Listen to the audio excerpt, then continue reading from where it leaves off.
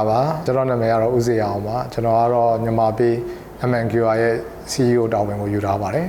ဟုတ်ကဲ့ MNQR ဆိုတာကကျွန်တော်တို့မတူညီတဲ့ဒီပေးတွေပေါ့နော်မတူညီတဲ့ပေးတွေကိုတနေရာတွေကနေပြီးတော့ပေးချေလို့ရပြီးတော့လက်ခံဆောင်ရွက်ပေးတဲ့ဒီ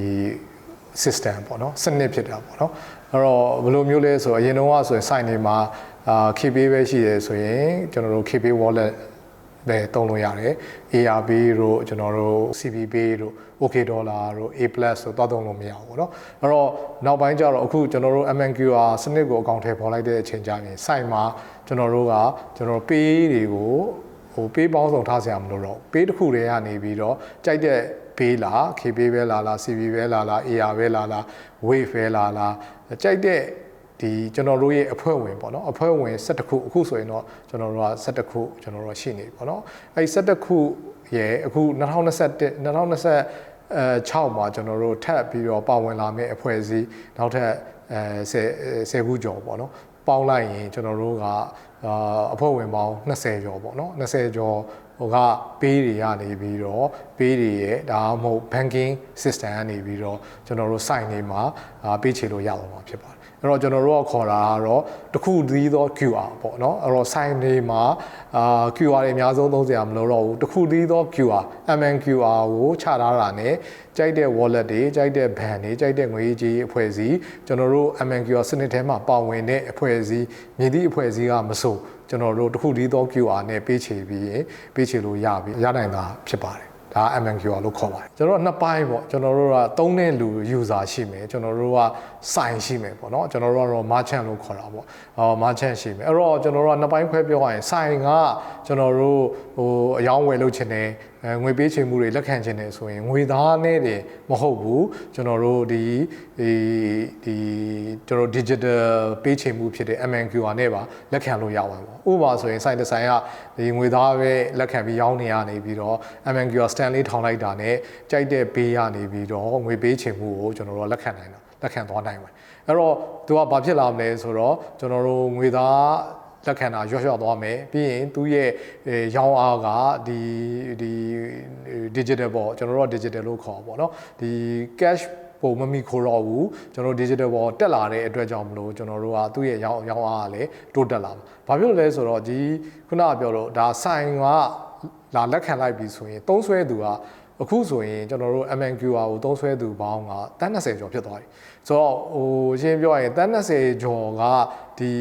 ဘယ်လိုပြောမလဲ digital wallet တွေရှိသွားပြီပေါ့နော်အဲ့ဒါကနေပြီးတော့ပေးချေတာဖြစ်တဲ့အတွက်ကြောင့်မလို့ငွေရှိစရာမလိုဘူးဖုန်းတစ်လုံးရှိုံနဲ့တင်ကျွန်တော်တို့ကပစ္စည်းဝယ်လို့ရမယ်ငွေပေးချေလို့ရမယ်ဖြစ်တဲ့အတွက်ကြောင့်မလို့ဆိုင်အတွက်လည်းအကျိုးကျေးဇူးအများကြီးရှိတယ်နောက်တစ်ခုကဘာဖြစ်လဲဆိုတော့သူကငွေပေးချေလိုက်တာနဲ့ဆိုင်ရဲ့သူ့ရဲ့အကောင့်ထဲကိုတိုင်းဝင်တာမနေ့ဖြန်မှဝင်တာမဟုတ်နှစ်ရက်နေမှဝင်တာမဟုတ်ဒီနေ့ပေးအခုချက်ချင်းကျွန်တော်တို့ကဆိုင်ရဲ့အကောင့်ထဲရောက်သွားတဲ့အတွက်ကြောင့်မလို့အဲ့ဆိုင်ပိုင်ရှင်ကလည်းဒီသူဝင်လာတဲ့ဒီပတ်စံကိုချက်ချင်းပြန်သုံးလို့ရခုနကပြောသူ့ရဲ့ wallet ထဲကပြီးတခြားဆိုင်မှာသွားပြီးတော့သူ့အတွက်လိုအပ်တဲ့ကုန်ကျန်းဝင်တာပဲဖြစ်ဖြစ်ချက်ချင်းသွားပေးလို့ရမနှက်ပြန်ဆောင်စရာမလိုပေးရက်တွေ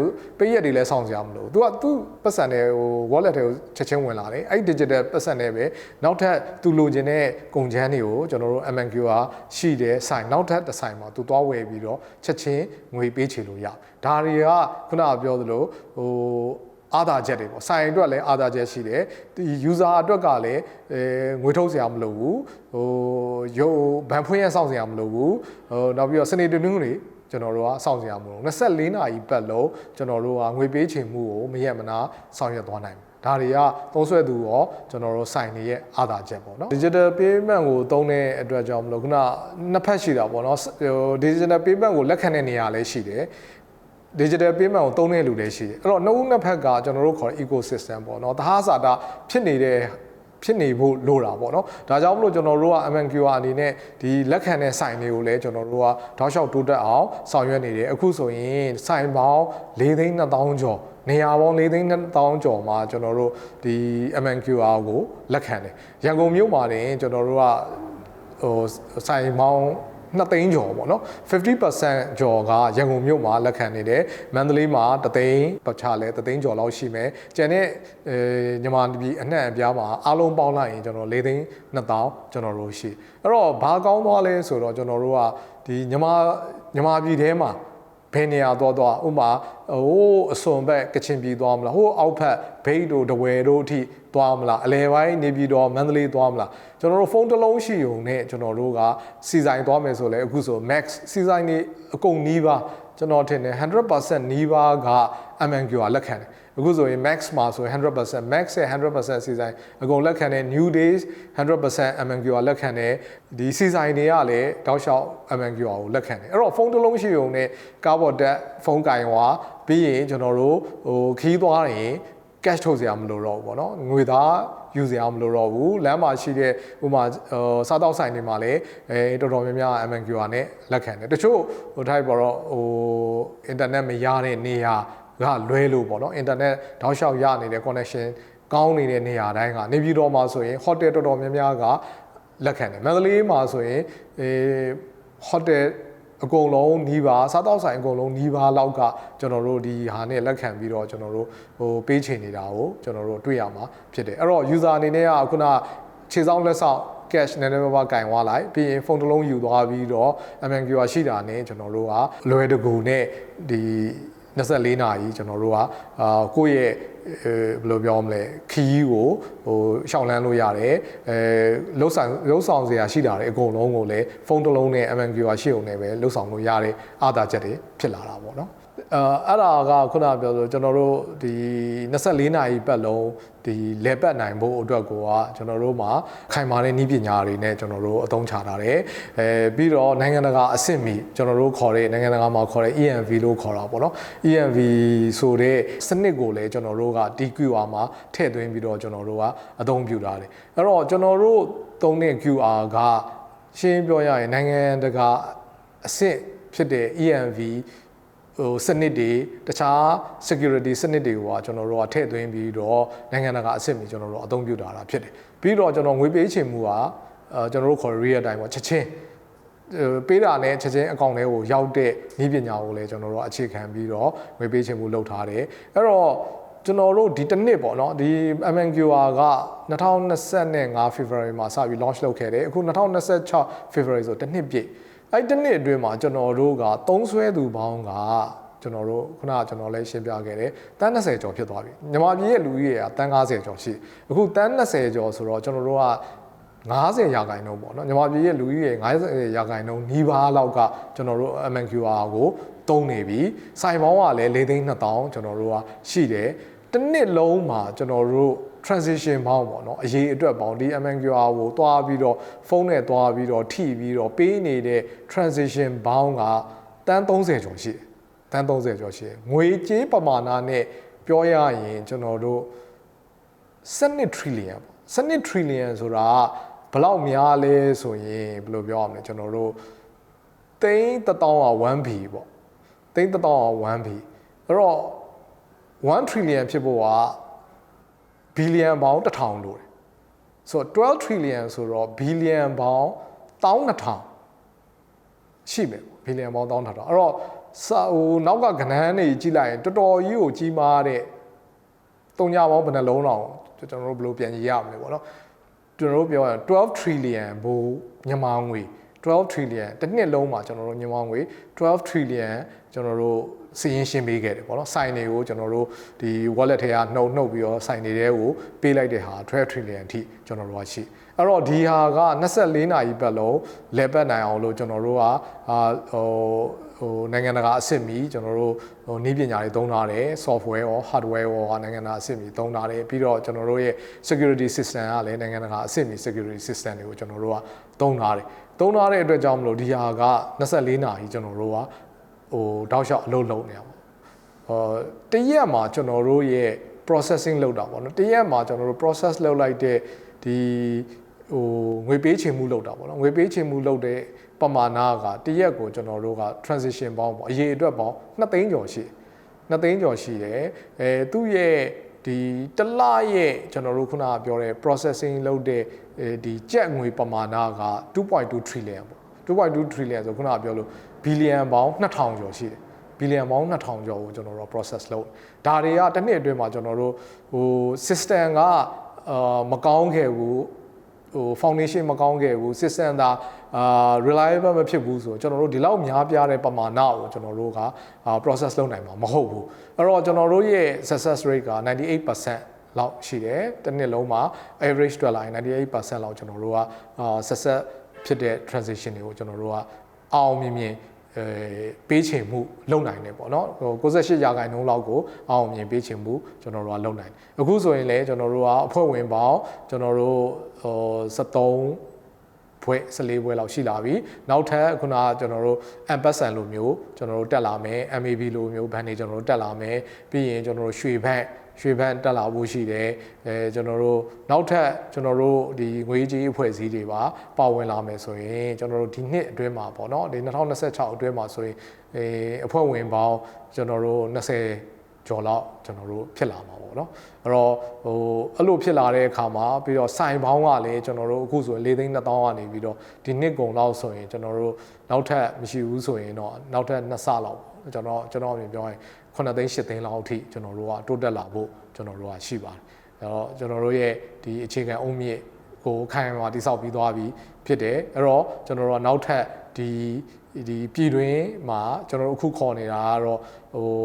percent to merchant ပေါ့နော် merchant ဆိုတော့လူကနေပြီးတော့ဆိုင်ကသုံးဆွဲသူကနေပြီးတော့ဆိုင်ကိုငွေပေးချင်မှုပေါ့နောက်တစ်ဆင့်ကျွန်တော်တို့က P2P လို့ခေါ်တာပေါ့ percent to percent လူအချင်းချင်းဒီ user အချင်းချင်းငွေလွှဲတာပေါ့ဥပမာဆိုရင် KP ကျွန်တော် KP ယူထားတယ်ဟိုက CVP ပဲရှိတယ်အဲ့နှစ်ယောက်ကလွှဲလို့မရအဲ့တော့ဘာဖြစ်လာမလဲဆိုတော့ကျွန်တော်တို့နောက်တစ်ဆင့်ပြီးသွားရင် KP ကနေ CVP ကိုလွှဲလို့ရမယ် CVP ကနေ AR ကိုလွှဲလို့ရမယ် AR ကနေ A-Bank ကိုလွှဲလို့ရမယ် A-Bank က Wave ကိုလွှဲလို့ရမယ် Wave ကနေပြီးတော့ကျွန်တော်တို့OK ကိုလွှဲလို့ရမယ် OK ကနေပြီးတော့ခုန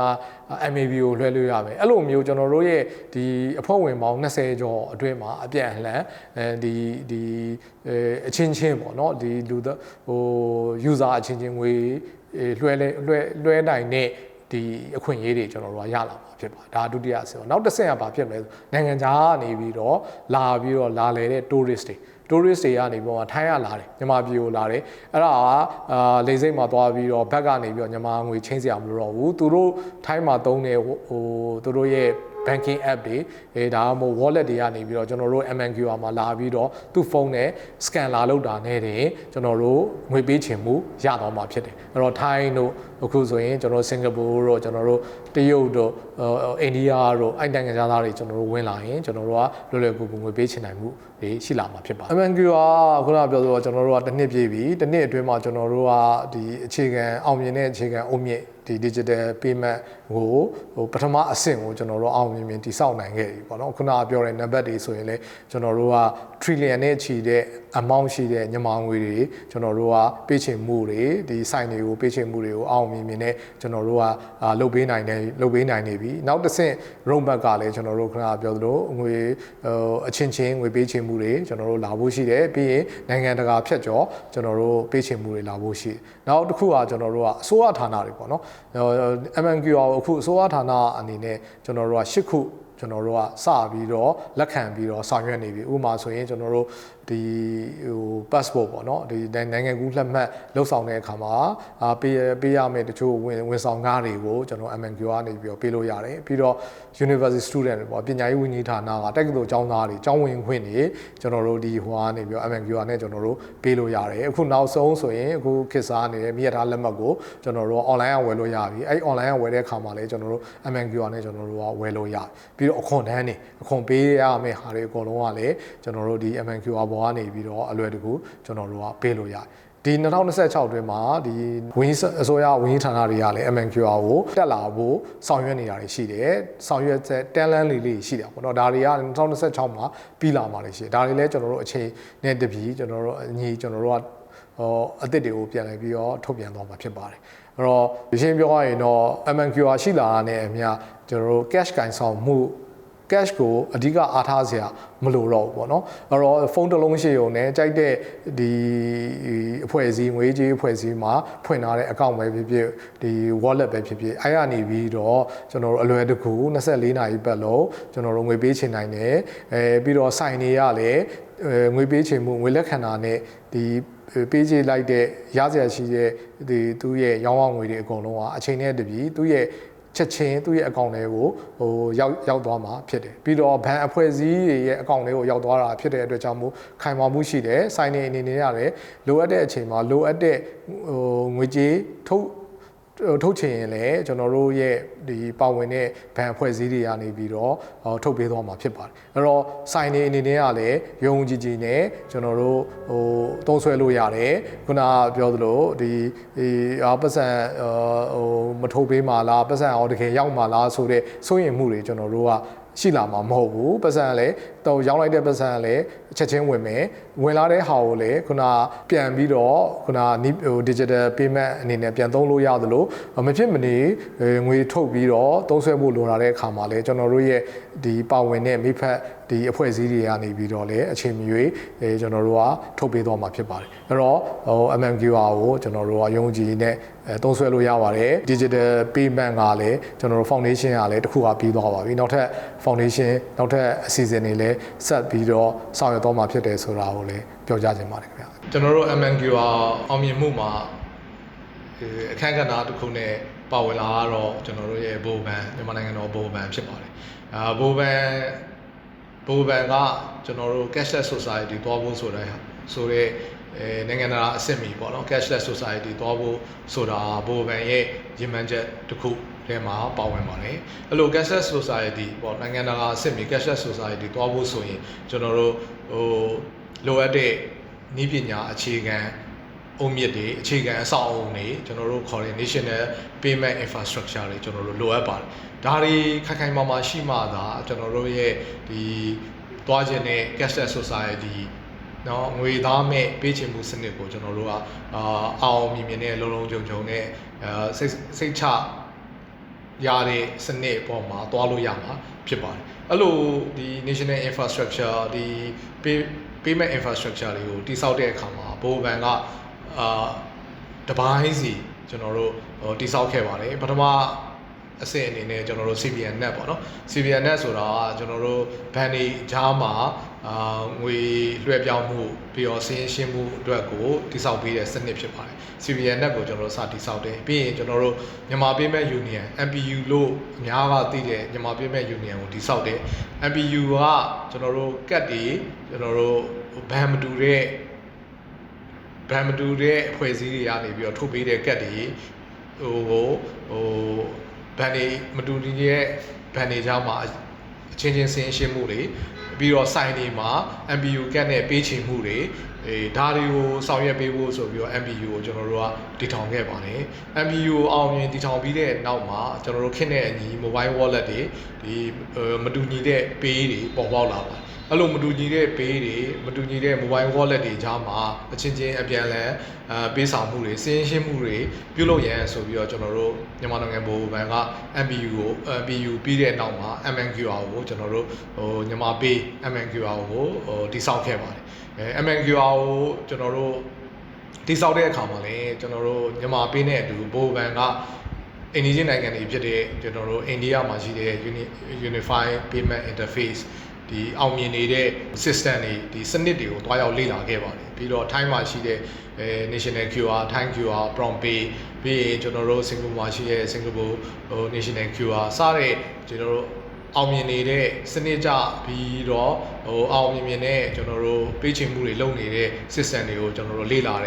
ပြီးတော့အဲ့ရဲ့အတွေ့အကြုံတွေနမူနာတွေကိုယူပြီးတော့ကျွန်တော်တို့ဒီ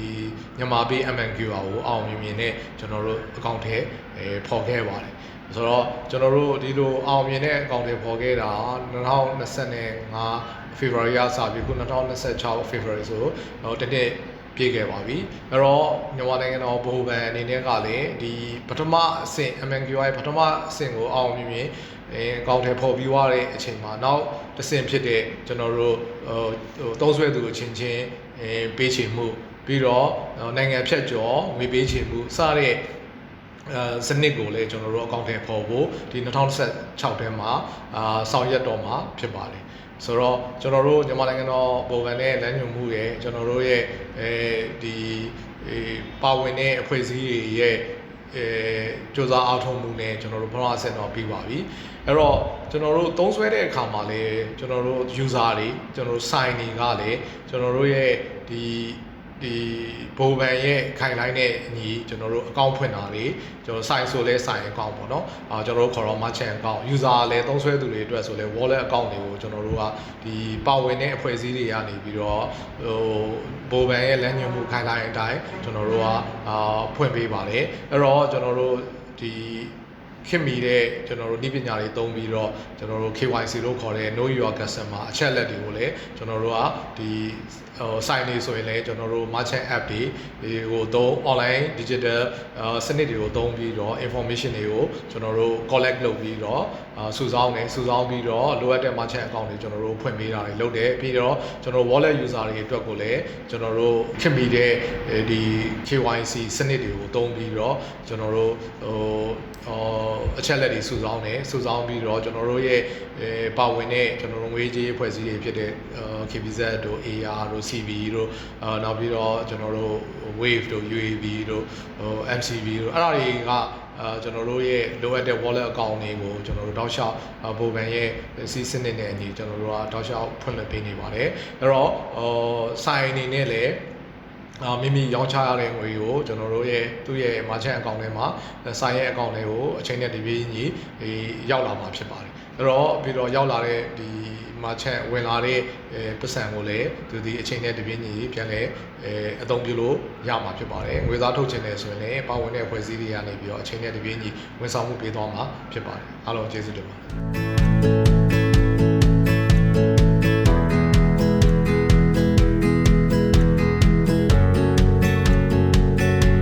Digital ငွေပေးချေမှုစနစ်ဟာမြန်မာနိုင်ငံမှာတိတိတတ်တာတိုးတက်လာပါတယ်။အဓိကအကြောင်းရင်းတွေကတော့အချိန်ကုန်လူပင်ပန်းတက်တာခြင်း၊အင်တာနက်နဲ့ smartphone အသုံးပြုမှုမြင့်တက်လာခြင်းကြောင့် mobile ငွေပေးချေမှု application တွေကိုအသုံးပြုလာကြပါတယ်။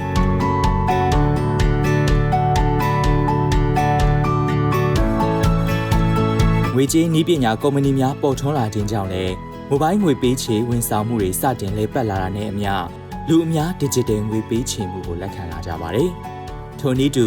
မြန်မာပေး MMQR ဒီလည်းယခုဆိုရင်သုံးစွဲသူများတိုးပွားလာလျက်ရှိပါတယ်။ဗန်များ၏ digital ဝန်ဆောင်မှုများတိုးချဲ့လာခြင်းဗန်အများစုဟာ mobile ဘဏ်စနစ်များ online ငွေလွှဲခြင်းများကိုပိုမိုကောင်းမွန်အောင်ဆောင်ရွက်လာကြပါတယ်။အစိုးရရဲ့ digital စီးပွားရေးမြင့်တင်မှုမြန်မာနိုင်ငံတော်ဗဟိုဘဏ်ကdigital ငွေပေးချေမှုစနစ်ဖွံ့ဖြိုးတိုးတက်ရေးအတွက်မူဝါဒများကိုလည်းချမှတ်ဆောင်ရွက်ရရှိပါတယ်။အခုဆိုရင် MMQR ဟာပထမအဆင့်အနေနဲ့ဈေးဝယ်သူကကုန်သည်ဆိုင်တွေကို Customer to Merchant C2M ငွေပေးချေတာကိုစတင်အသုံးပြုနေပြီးလွယ်ကူလျင်မြန်စွာနဲ့အဆင်ပြေစွာအသုံးပြုနေတာကိုလည်းအခုလိုမြင်တွေ့ရမှာပါ။